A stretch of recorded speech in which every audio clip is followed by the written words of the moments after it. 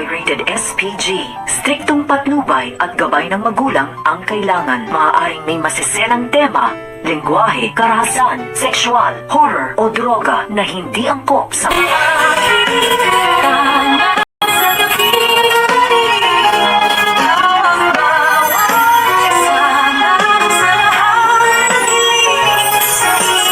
Magandang araw, mga kaibigan. Kahit anong gawing tanggi ni Zoe ay bakas pa rin sa kanyang pagmumukha na masyado siyang nagsiselos nang malaman niya na itong si Robert at si Annalyn ay nagbabanding.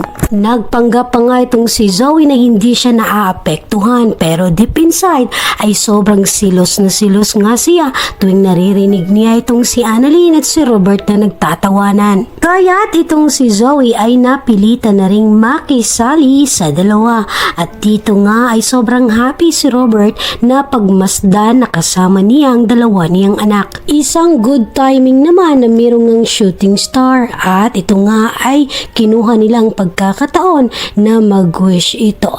Siyempre itong si Annalyn, wish niya na sana maging masaya at hindi na mag-aaway silang dalawa ni Zoe. Para nga daw ay wala ng away at wala ng gulo sa kanilang pamilya, dahil ang hiling lang naman ni Annalyn na matahimik at masayang pamilya. Samantala itong si Robert ay abala naman sa paghanda na pwede nilang makain mag-ama, kaya't itong si Zoe ay sobrang silos na silos nung pagsilbihan ni Robert itong si Annalyn. Sinubukan naman ni Robert na bigyan ng pagkain itong si Zoe, ngunit tumatanggi naman. Inis na inis nga itong si Zoe pagmasda ng banding ng dalawa, ngunit hindi rin niya matiis na hindi siya makasali, kasi deep inside gusto rin naman niya. Bakas nga sa mukha ni Zoe ang sobrang nahihirapan siya dahil mukhang lamang nga itong si Annalyn sa puso ng kanyang daddy Robert. Pipilitin pa rin magpanggap ni Zoe na hindi siya apektado sa lahat ng nangyayari ngayon,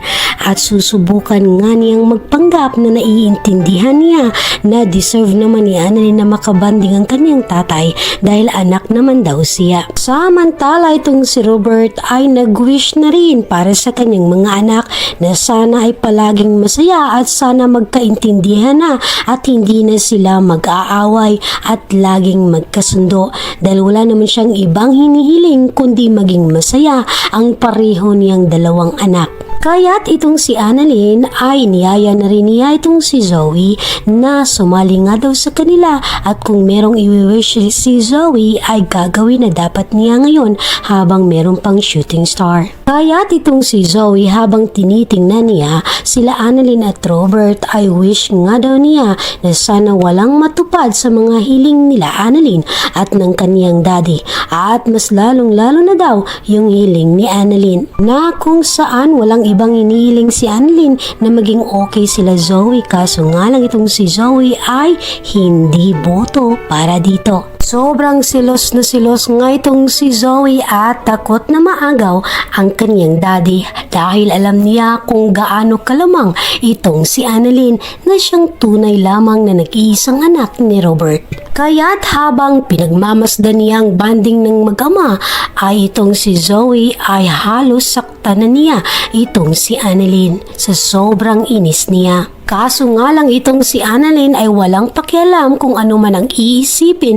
ni Zoe, dahil nilubos-lubos lamang niya ang pagkakataong ito na first time lamang niyang maranasan, at wala nga ring pakialam itong si Annalyn kung sasabihin pa ni Zoe na siya ay overacting lamang at pangbata lamang ang kaniyang kaligayahan.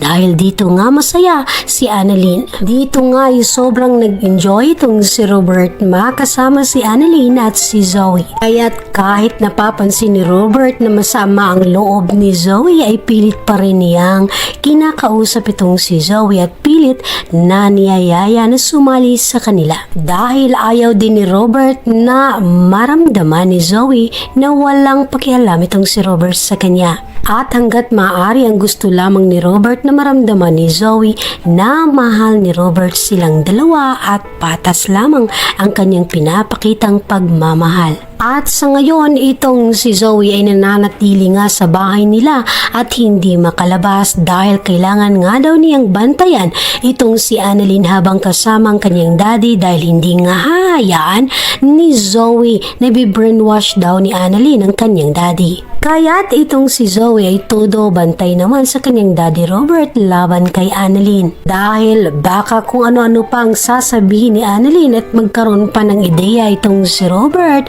para labanan lalo ang kanyang mami Moira. Kaso nga lang mga kaibigan, deserve nga ni Annalyn ang banding na ito kasama ang kanyang tatay. Na kahit anong gawin pa ni Zoe ay hindi may pagkakaila na mas malakas nga ang lukso ng dugo ni Robert kay Annalyn kaysa kay Zoe. At nasaksihan naman ni Zoe kung gaano talaga kamahal ni Robert itong si Annalyn. Kaya't hindi may tanggi na gano'n na lang ang pagsiselos ni Zoe kay Annalyn. Kaso itong si Annalyn ay sobrang saya at walang pakialam sa nararamdaman ngayon ni Zoe. Kaya't mga kaibigan, sabay-sabay nating abangan ang susunod na mga pangyayari at huwag kalimutan mag-like at subscribe para always updated dito sa paborito nating abot kamay na pangarap. Maraming salamat po.